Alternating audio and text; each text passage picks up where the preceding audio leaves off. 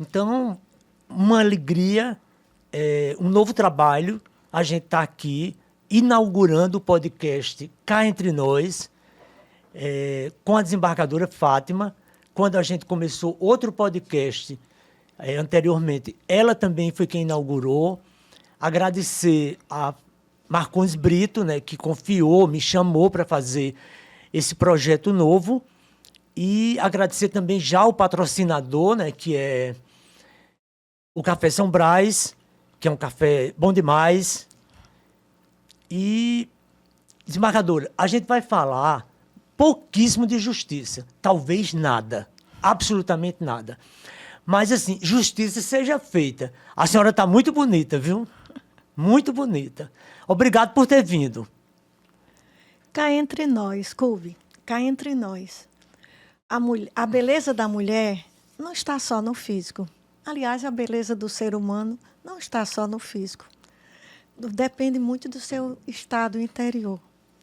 E as pessoas que vivem em comunhão com o divino, seja ela quem for, sempre transmitem uma beleza. Eu quero, no início desse podcast, agradecer o convite que você me fez e dizer que espero que a nossa conversa sirva para amenizar os momentos daqueles que possam nos escutar. Ah, bom demais. Olha bem, eu vou começar o podcast com uma coisa que eu fiquei curioso, que eu soube sobre a senhora. Um amigo meu, no Pilates, ele disse assim, rapaz, você vai entrevistar, fazer um podcast com a desembargadora Fátima? Sim, eu disse, eu trabalho lá no tribunal com ela. Aí ele disse que na época que seu pai era candidato a deputado, quando ele ganhou e também assim, a senhora, às vezes, ou todas as vezes, acompanhava ele nas entrevistas nos rádios. Isso procede? Era assim mesmo? Sim. Eu achei incrível isso, a senhora... Não é incrível não. Não, porque disse, era uma filha acompanhando o pai, disse que a senhora super inteligente, disse que não, super inteligente não. Eu, desde pequena, fui muito esforçada. E os espaços que se me abriam, eu ocupava aqueles espaços. Eu tenho uma recordação ligeira na minha memória de eu saudando Alice Carneiro, Alice Carneiro, desculpe, Alice Carneiro, esposa de Rui Carneiro, porque os comícios naquela época eram em cima de caminhão. E minha mãe ajudava muito meu pai na campanha política. Meu pai, Valdir Bezerra, minha mãe, Maria Alice. E minha mãe dizia, você quer ganhar aquela boneca que chora, então você vai ter que fazer um discurso para Dona Alice Carneiro. Claro. Eu pequenininha, 8 anos de idade, 8 anos se brincava de boneca, minha filha brincou até os 12 anos. Então, eu fui criada assim. Quando minha mãe me fazia essa troca, era para me estimular. Ela sabia que aquela missão que ela me entregava era uma missão que eu dava conta.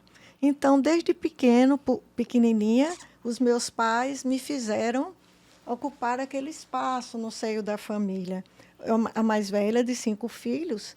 E ainda hoje, acredito que o Bicheque, ainda hoje, com a ausência do meu pai, com a ausência da minha mãe, meus irmãos, meus sobrinhos, evidentemente, filho não se fala, filho, genro e nora, mas ainda hoje, os meus irmãos, os meus sobrinhos, ainda me têm como uma pessoa referência da família. Que é o norte, né, da família. É o norte, porque toda família tem que ter esse norte. Tem que ter essa pessoa. E essa, na sua família, é a senhora, né?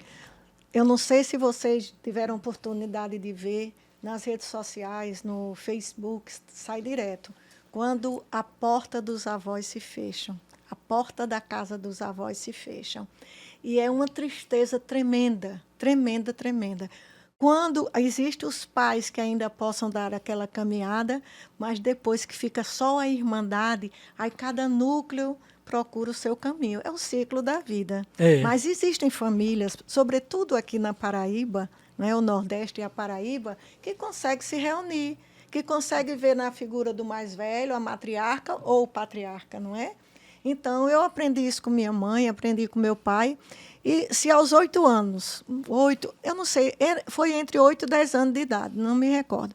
Eu fazia discurso para Alice Carneiro, esposa do senador Rui Carneiro, que dirá o restante da minha vida. Eu tive que acompanhar meu pai nas entrevistas.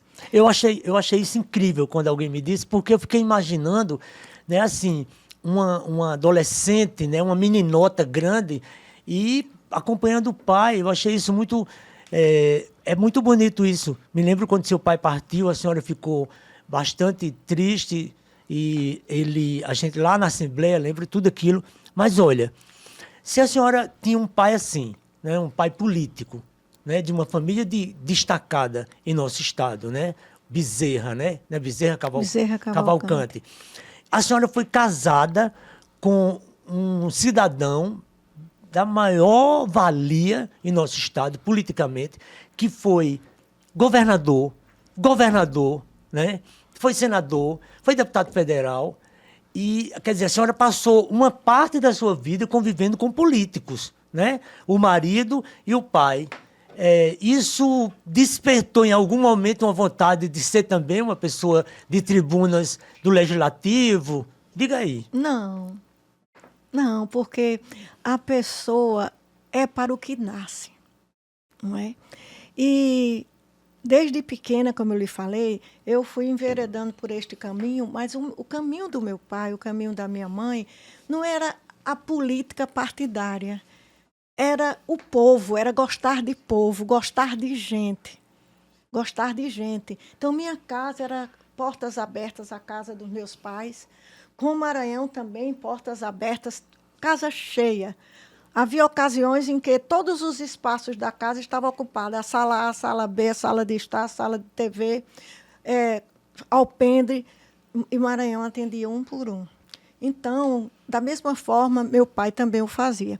Mas o que eu aprendi com esses políticos da minha família não foi a fazer política partidária. O que eu aprendi, que hoje eu guardo comigo, é gostar de gente.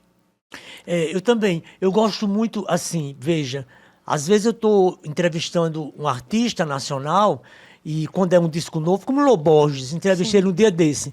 Aí eu disse a ele, Lô Borges, essas letras que você fez falam da vida da gente. A literatura fala da vida da gente. Né? Assim, a gente está lendo um livro, nossa, isso aqui acontece com... Isso é bonito, você gostar do outro. Isso. É porque, mesmo sabendo que a gente enfrenta uma série de pessoas que complicam as coisas da vida, né? A senhora sabe, complicam e mal-humoradas, não falam, não sei o quê, mas o bom da vida é abraçar o outro, né? Assim, a senhora mesmo, eu lhe conheci antes que eu conheci Tereza, estudei com Tereza, que sou louco por ela, uma menina bonita de macacão e assim, eu percebo que a senhora tem um carinho com a minha pessoa e uma consideração. E isso é muito bonito, porque nós crescemos juntos, né? Verdade. E a inteligência artificial está aí, né? O que é que a senhora imagina sobre isso? Porque, por exemplo, agora a gente pode fazer uma matéria e a inteligência artificial pode nos dar um menino ou uma menina, um texto que a gente possa fazer e... sem problema, porque é a inteligência artificial. Antigamente a gente não podia postar uma foto de uma criança porque ia o pai. A inteligência artificial, ela chegou com força, né? A senhora sabe que não é brincadeira, não. Eu sou uma pessoa à moda antiga. E uma pessoa à moda antiga tem dificuldade de lidar com a modernidade. Essa modernidade já é uma palavra até antiquada. Até antiquada. É verdade. Não é? É uma modernidade tardia. Tardia. Né? Então, o que é que a gente vê? IA, inteligência artificial. Podemos fugir dela? Não. Cube. E ela diz alguma coisa também? Cube, não sei, né? Me responde. Outrora, quando nós éramos crianças, tinha um filme de desenho animado, o Jetson. Se lembra? Lembro. Tinha os Flintstones, que era a idade da caverna. E tinha os Jetsons, que era a idade do futuro. Não é? Então, a Rosinha era o robô que ajudava em casa.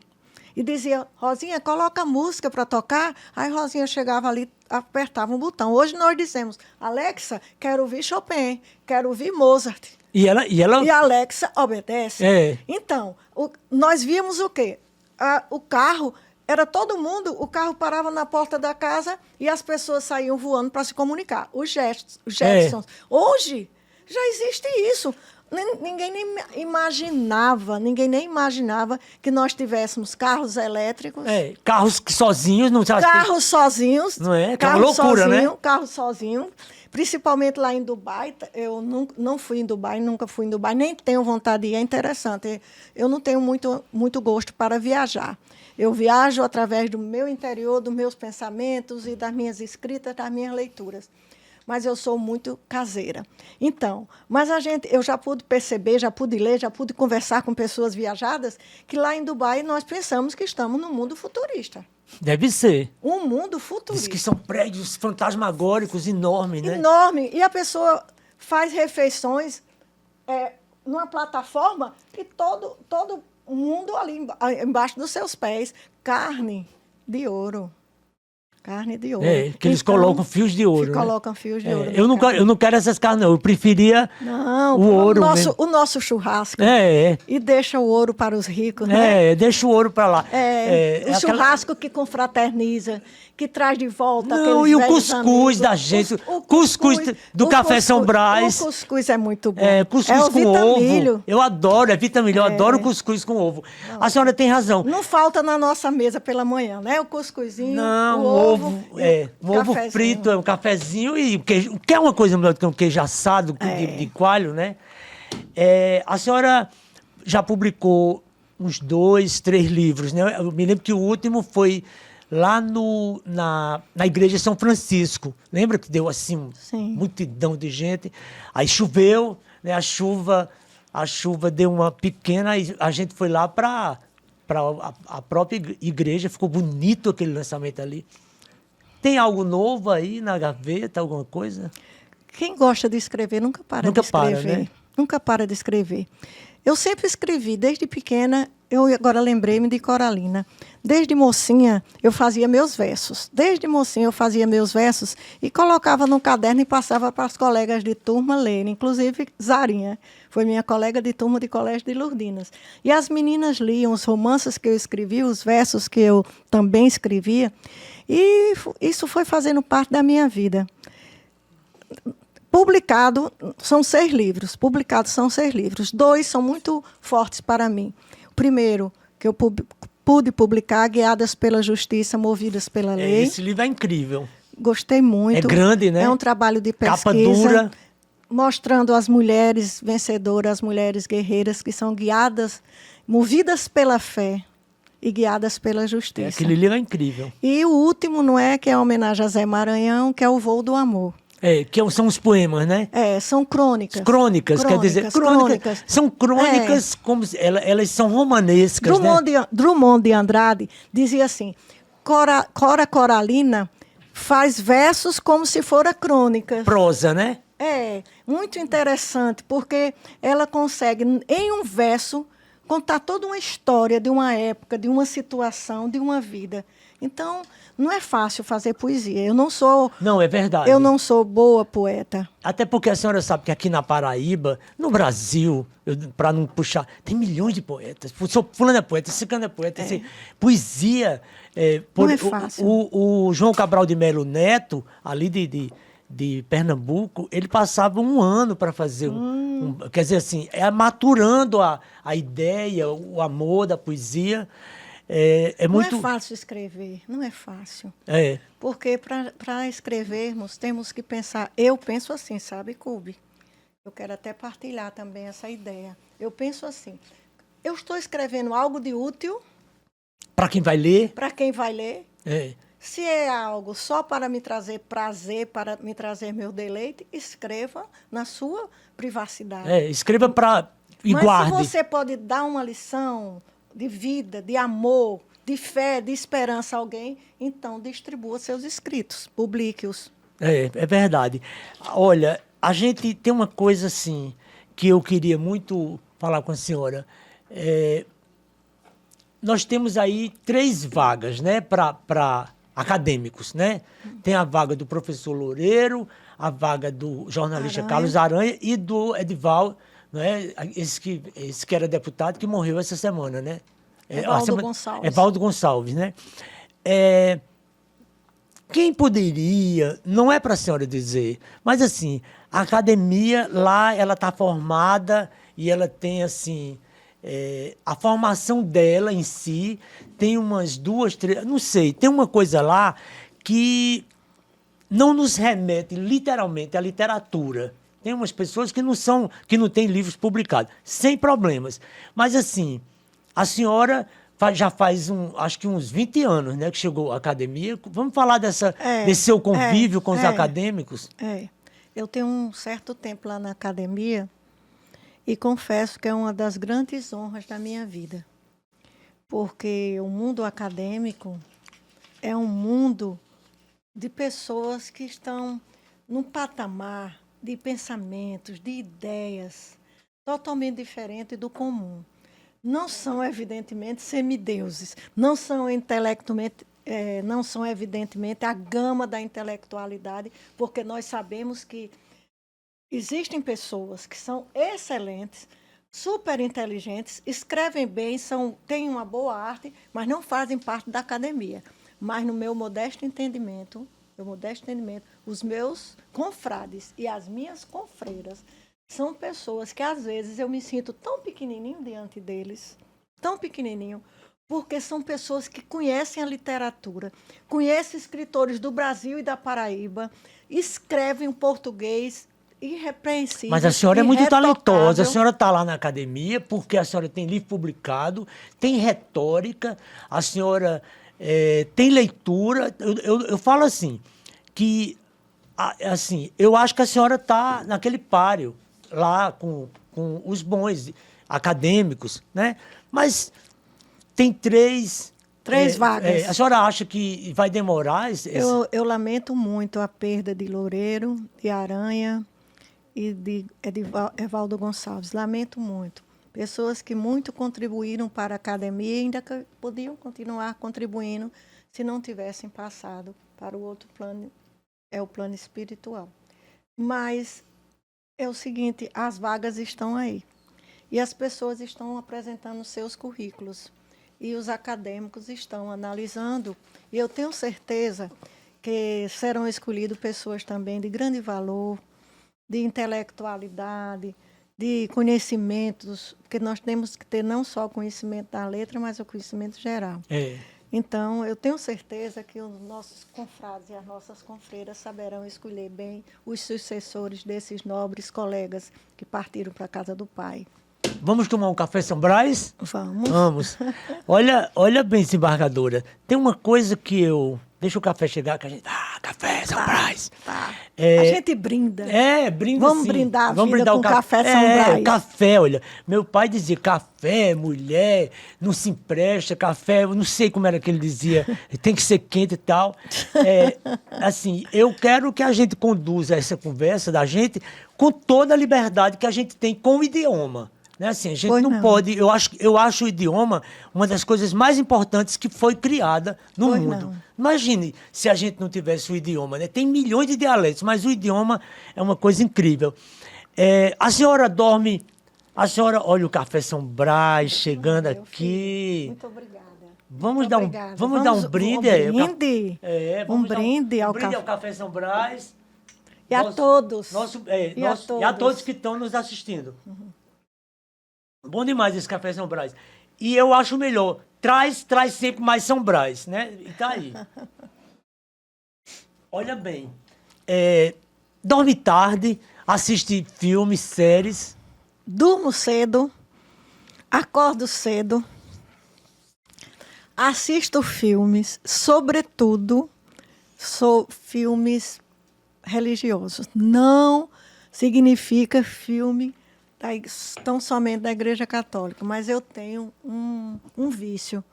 Se você me perguntar a história dos santos dos santos, não os que não estão nos altares, porque quantas pessoas não estão nos altares, não estão no calendário Não é? litúrgico, mas foram santos nessa vida. Não é? Mas se você me perguntar a história dos santos, olhe lá, que eu conheço muitos santos. Então, eu tenho essa mania. É YouTube, aí vem Santa Teresinha do Menino Jesus, Santa Teresa d'Ávila, Santa Catarina de Sena, Padre Pio de Pietrelcina, Santo Antônio, e aí bom.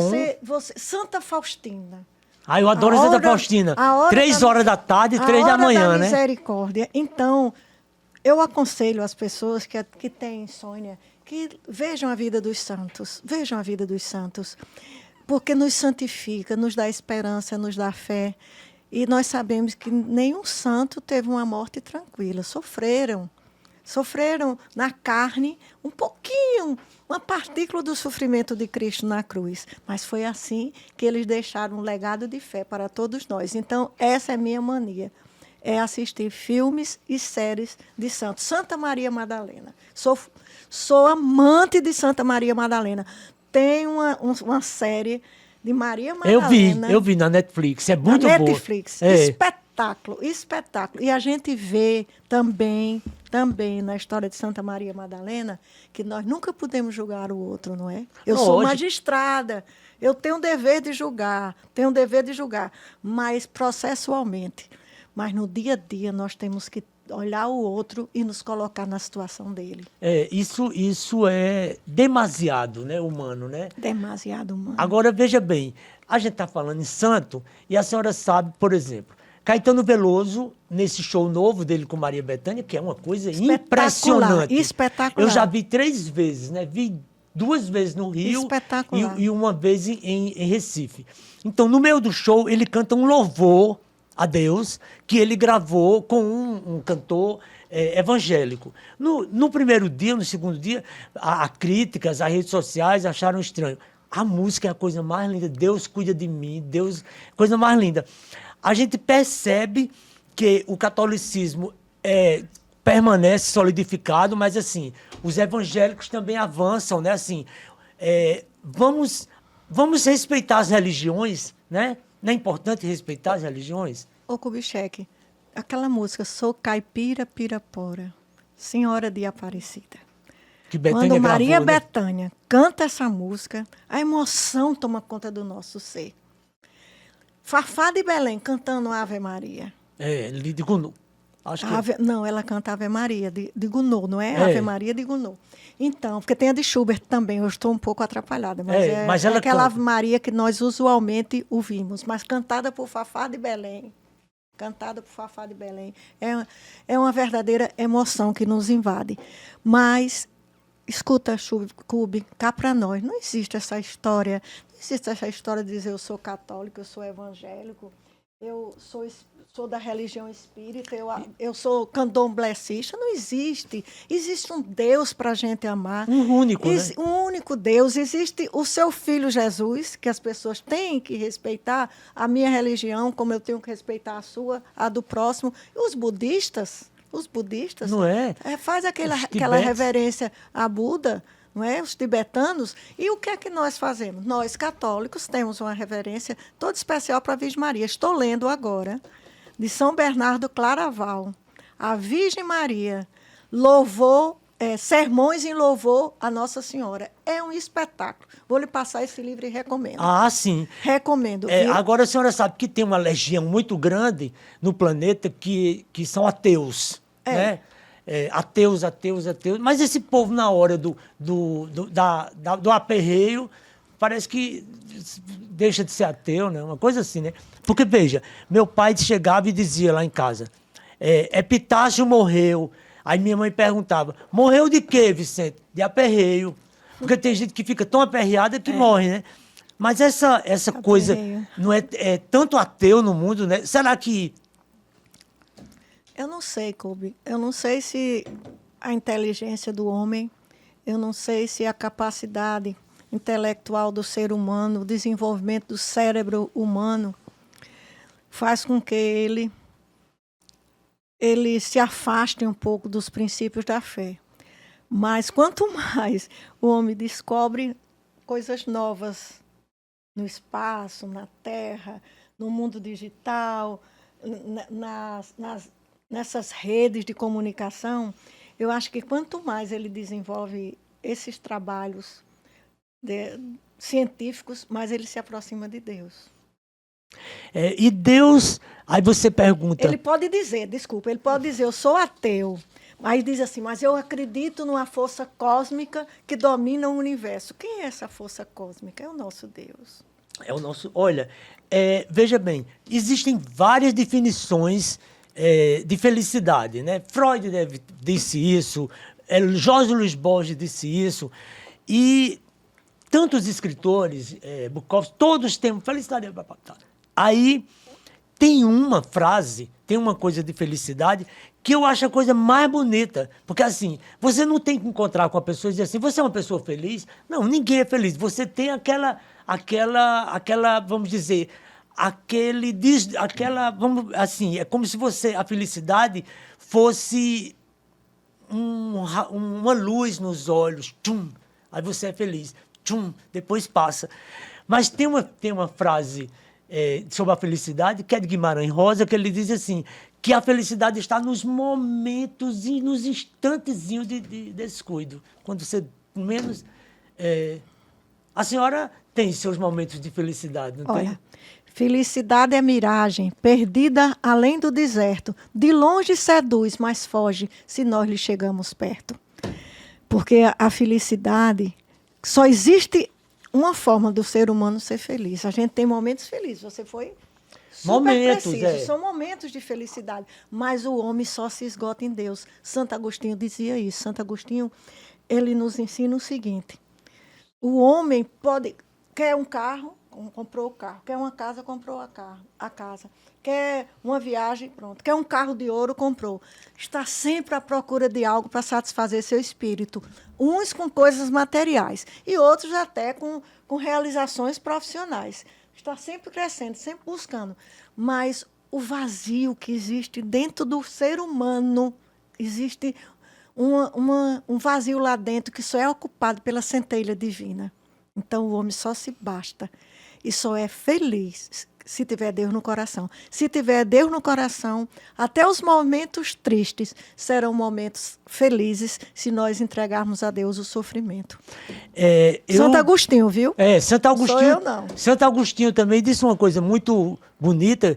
Ele disse assim, que quando a gente perde um ente querido, o marido, o filho, o pai, a mãe, ele disse que a pessoa... Você pode continuar conversando com a pessoa como se ela estivesse aqui. Que aquela pessoa, ela apenas não está material, o corpo. Eu acho bonito isso dele. Quer dizer, até hoje eu converso com meu pai. Até hoje eu converso com meu pai. Às vezes vou tomar banho e converso com ele, tomando banho, dizendo, meu pai, me ajuda. Entendeu? É uma coisa bonita que eu acho, que essa ligação que a gente tem de pai e de mãe, e é muito forte isso. Por mais que eles já tenham viajado, né, feito a viagem, como os meus e os da senhora, mas a gente nunca... Não. A gente sempre se pega, né? Essa coisa... Por exemplo, eu não conheci meus avós. A senhora conheceu seus avós? Conheci. Não conheci nenhum dos meus avós. Não conheceu? Não. Meu avô materno, inclusive, eu tive muita sorte na minha vida. Porque eu sempre tive referenciais para seguir de pessoas inteligentes, pessoas boas, pessoas generosas, pessoas também humildes. Então, meu avô foi um referencial, meu avô materno, morava ali na 1817, lembra? Lembro que... Lembra que eu tinha uma tia que ficava na janela. Aquela história da janela. Que você escreveu uma crônica, vezes. A Moça da Janela. A senhora lembra? Lembro. Eu achava aquilo, e naquele tempo, sem interromper a senhora... Naquele tempo a cidade era tão bonita. A cidade era linda. Linda. Ela fazia parte do cenário. Ela fazia parte. Minha tia tinha problemas mentais, ela tinha um retardo. E meu avô, inteligentemente e bondosamente, deixava que a casa ficava na 1817, uma casa conjugada, está lá. Um casarão. E tinha suas janelas. E minha tia ficava numa janela. E meu avô, as pessoas diziam, como é que você deixa uma pessoa doente na janela? Porque ela ria para todo mundo. Não, era uma coisa Ela incrível. nunca fez mal a ninguém, ela só fazia rir, porque ela era muito doce e ela era uma criança. Como era o nome dela? Clarice. Clarice. Clarice. Que coisa! Nome lindo, de claridade e de É, luz. Morreu Clarice. recentemente, a minha tia. Ah, foi? Morreu recentemente. Então, meu avô deixava que minha tia ficasse na janela. E isso foi uma lição de vida para a gente, para que a gente não tivesse preconceito com pessoas doentes. Porque tem pessoas que ainda hoje têm preconceitos com aqueles que são têm alguma deficiência, mas meu avô não, deixava ela na janela para dizer assim, todos nós temos problema, toda casa tem o seu problema. E a gente não pode se esconder, não pode esconder nossa verdade, desde que não faça mal ao outro. E ela só trazia luz. Então, meu avô foi esse exemplo de vida. Ele só teve filhas mulheres, eu fui a primeira neta, e ele era muito assim, muito exemplo para mim, muito apegado a mim. Eu o acompanhava nos seus trabalhos, e ele era construtor, naquela época. Então, eu acompanhava meu avô. Em seguida veio o meu pai, não é? Que meu avô, quando partiu, eu já estava com Maranhão, já namorava Maranhão. E passei aquele amor eu dividi amor paterno entre meu avô e meu pai. E transferir esse amor para Zé Maranhão. Diferença de 20 anos, mas não era uma grande diferença, não, porque nós tínhamos uma identidade muito forte, uma identidade de ideais, uma identidade de sonhos, uma identidade de conceitos e de valores. Ainda sente ele dentro de casa, o cheiro dele, a presença dele? A camisa está lá. A última camisa que ele usou é uma camisa de manga que ele dobrava assim, eu lembro, camisa, não é? E ele foi para o Aeroclube fazer um serviço no avião, que ele era mecânico de aeronaves. Quando chegou, a camisa estava limpíssima. Ele falou, minha filha, não coloque para lavar, porque ele era muito cheiroso. As roupas dele ficavam, quando ele tirava, fazia até pena lavada, e limpa e de cheirosa. Ele disse, minha filha, deixa essa camisa aqui, porque quando eu voltar, isso foi, sabe quando que ele foi? No sábado à tarde. Que eu, na segunda-feira, estou lá e melou um pouquinho de óleo e eu não quero que a outra fique melada, porque eu vou trabalhar com óleo. Deixa essa camisa aqui. Essa camisa continua lá no lugar onde ele deixou. Que coisa... 4 anos. 4 anos? Nossa, aquela pandemia foi cruel, não foi, Cruel. Desembargadora? Cruel. Tudelíssima. Cruel, com milhares de pessoas, milhares de pessoas. Aliás, a senhora sabe que está uma onda aí de Covid, assim, não mata, quer dizer, mata, mas assim, tem alguém que está com Covid, é bom a gente ter cuidado ainda. Por exemplo, eu estou usando máscara lá, no casarão. Isso mesmo. Olha, eu gosto tanto da senhora, sabia? Eu gosto de você e gosto de externar meu pensamento. Sabe por quê, Cube? Eu gosto de participar de podcast com você para dividir com as pessoas que estão nos ouvindo a minha experiência de vida. Claro. Uma mulher com mais de 60 anos, uma mulher que já percorreu tantos caminhos, mas só consegui vencer até agora por conta da fé. Eu acho que a senhora, mesmo com 60 anos, acima de 60 anos, a senhora está começando a viver. Olhe a Fátima Bezerra, olha a Fátima Maranhão de hoje, olha a Fátima Maranhão, eu me lembro quando a senhora tomou posse como juíza e tal. Assim, o tempo só lhe trouxe calmaria, beleza, serenidade. Acho a senhora, nunca vi a senhora com a voz alterada. É difícil. Não sei se deu umas brigadas com a Alice ou com o Léo. Não. Quando eles eram. Fui uma mãe exigente. Continuo sendo uma mãe exigente e uma avó muito exigente. Eu tenho 2 netos, mas eu continuo sendo muito exigente, cobrando educação, cobrando estudo, cobrando trabalho. E graças a meu bom Jesus, meus filhos estão bem, meu genro, minha nora, todos estão bem. Cremação ou sepultamento? Cremação.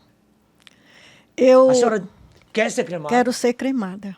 Quero ser cremada. É bom que isso fique registrado. Quero ser cremada e todos que convivem comigo sabem disso. E eu vou lhe dizer por quê. Eu já li muito a esse respeito e as pessoas, os católicos dizem, não, tem que ter sepultamento. Tem que ter sepultamento. Olhe, tem que ter cinzas. Os católicos dizem, desculpe, eu me afastei um pouco do microfone. Mas não tem problema. Desculpem. Aqui o podcast é educar. Desculpa. Cá entre nós. Cá entre nós, desculpa. Então, alguns católicos mais tradicionais dizem que tem que haver o sepultamento. Eu digo assim, eu penso e já li, e já consultei com o padre, e o padre me falou que tu és cinza, e a cinza voltarás. Começamos por cinza, começamos do barro. Do pó, né? Do barro, do pó, e vamos nos transformar em cinza.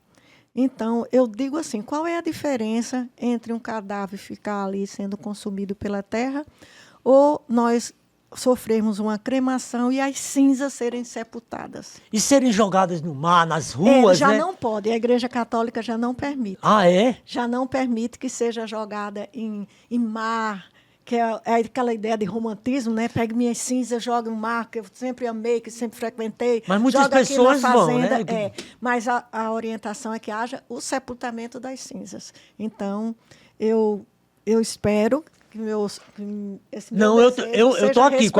Mas a senhora não vai morrer tão cedo. Sim. É como diz Caetano, eu não vou morrer tão cedo. Eu acho que é uma cerimônia menos dolorosa para a família. Eu morro de medo de me enterrarem. Vivo? Não sei. Não acontece não, não. eu digo assim, como é que vão me botar dentro de um ataúde e depois no chão? Eu gosto da terra, mas eu gosto... Não, fique pensando eu também assim. não. Fique pensando assim. Na hora que eu fechar meus olhos, eu já estarei com o Senhor. E meu corpo vai para a terra, de onde veio. Talvez eu autorize meu corpo para estudos dos médicos, Pronto, né? tá Na ótimo. universidade. Agora, veja bem, a senhora foi presidente do TRE, né? Presidiu uma eleição, não foi uma eleição danada de... Essas eleições todas são trabalhosas, né? Claro. Mas a senhora, o que é que a senhora...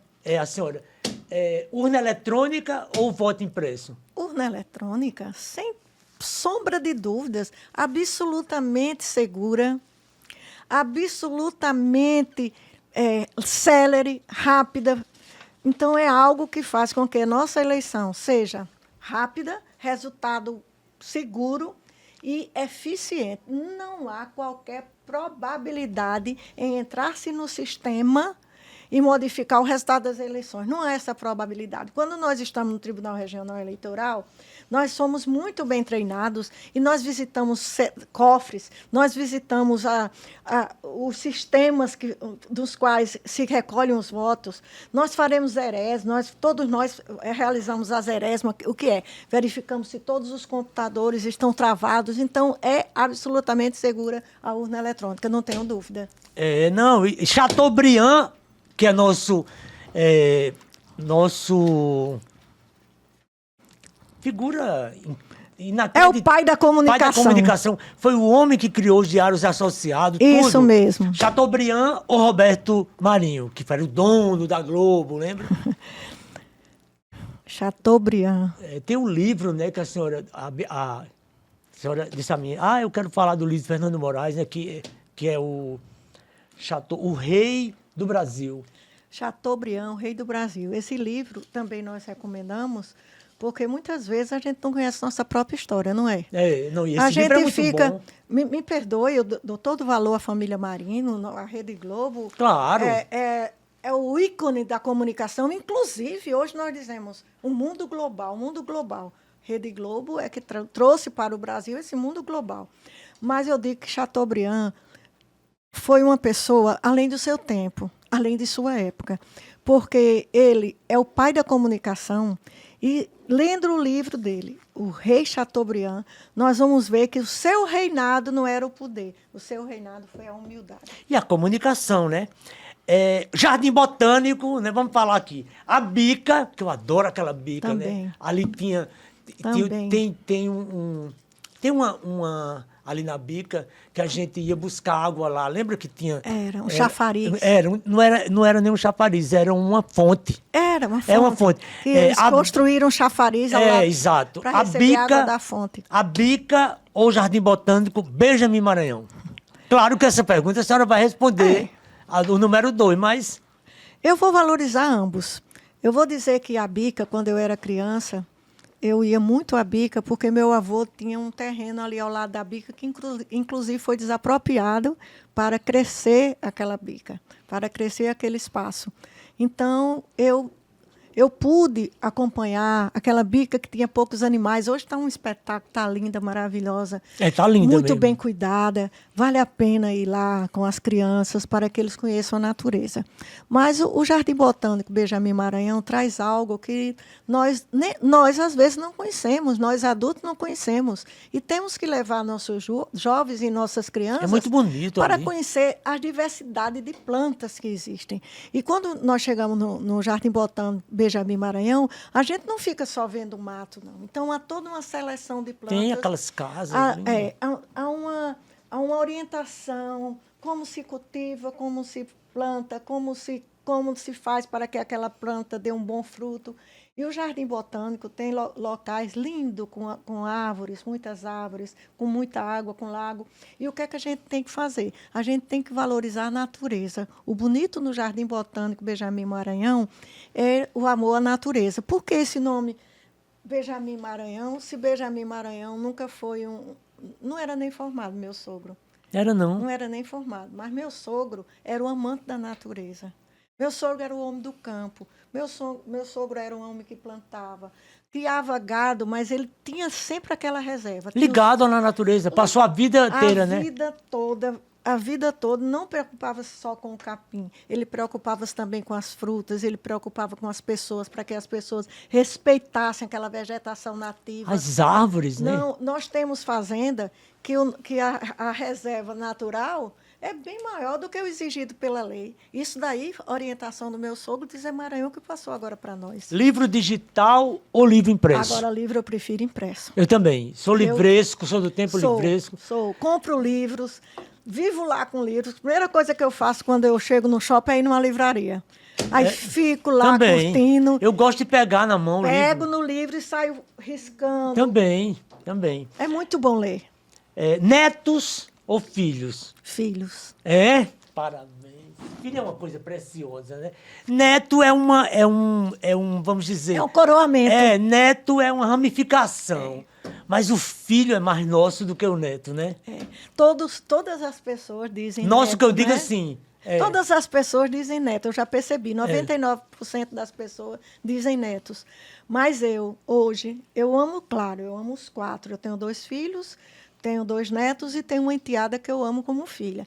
Então, eu os amo de forma igual, não há diferença. Entretanto, meus filhos são cordas do meu coração. Eu sei o quanto a cuidam senhora... de mim, eles hoje são... Minha filha hoje é uma mãe para mim, é minha melhor amiga, é minha companheira, médica, né? É minha confidente, Maria Alice. Então, meu filho também é um bom filho, me ajuda na fazenda a cuidar das coisas que Maranhão deixou. Então, meus filhos hoje são minha mãe e meu pai. Acontece isso quando a gente vai ficando com uma idade mais avançada, quando a gente chega perto da idade... Não quero nem dizer, da terceira idade. Não, esqueça isso. Da terceira idade. Que terceira idade? Eu não ligo para o etarismo, não. Eu sou uma pessoa feliz como eu hoje. Lógico. Sou uma feliz como eu hoje. É como eu lhe disse, se você tiver fé no seu coração, você é feliz no seu hoje. E meus filhos são joias preciosas que o Senhor me deu. Eu gosto muito de conversar com a senhora. Veja bem, o príncipe de Maquiavel ou o príncipe de Exupéry? São coisas completamente diferentes, né? Completamente diferente. O príncipe de Maquiavel, a palavra já está dizendo, Maquiavel é lutar, é guerra, é estratégia de guerra, é estratégia de disputa. Discursos violentos de como derrubar um para conseguir aquilo, derrubar outro para alcançar aquela posição. Maquiavel.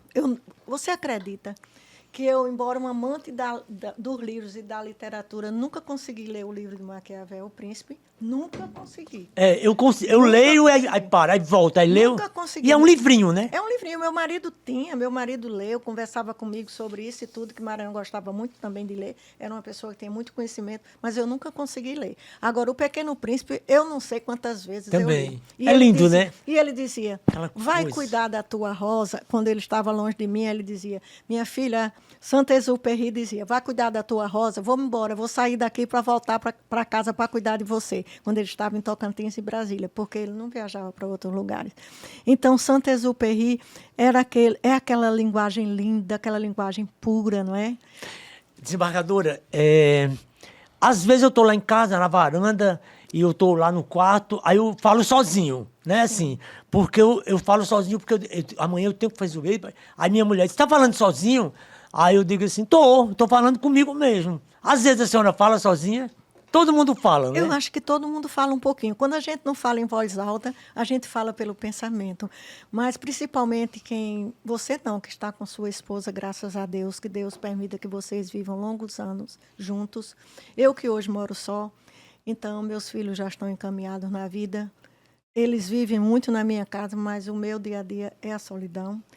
Eu não sei o que significa a dor da solidão, porque eu sinto o Maranhão muito perto de mim. Você falou em pai, falou em mãe, a gente sente muita saudade, mas eu vou lhe confessar algo. A dor da viuvez é muito forte, sobretudo quando há uma cumplicidade entre os dois. Eu digo que Maranhão, eu fico me perguntando que Zé Maranhão era minha alma gêmea, porque era muito compreensivo.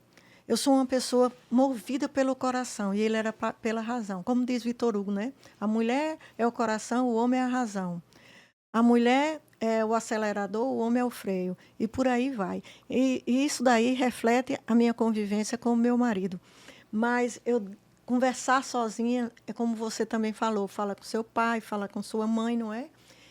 E eu, sobretudo, faço isso quando vou tomar uma decisão qualquer na minha vida, principalmente no mundo dos negócios que eu nunca participei, que é o mundo dele, da empresarial. Eu me pergunto, meu amor, o que é que você faria? Meu amor, me dá uma luz, como é que eu devo agir? E essa luz chega, né? Essa luz chega. Tem chegado. Coisas que às vezes eu não sei nem como decidir, porque o meu trabalho, eu tenho 40 anos de magistrada. Sou juíza de carreira. Certa feita, uma pessoa disse, é muito fácil ser filha de deputado, esposa de deputado, chegar a ser juíza. Não, a senhora estudou para isso, né? Estudei muito. Ainda hoje estuda, né? Ainda hoje estudo. Estudei muito. Então, aí eu digo assim, é muito... Julgar não é fácil. Não é fácil. Me deparo com alguns processos que eu digo assim, eu não vou decidir hoje, não.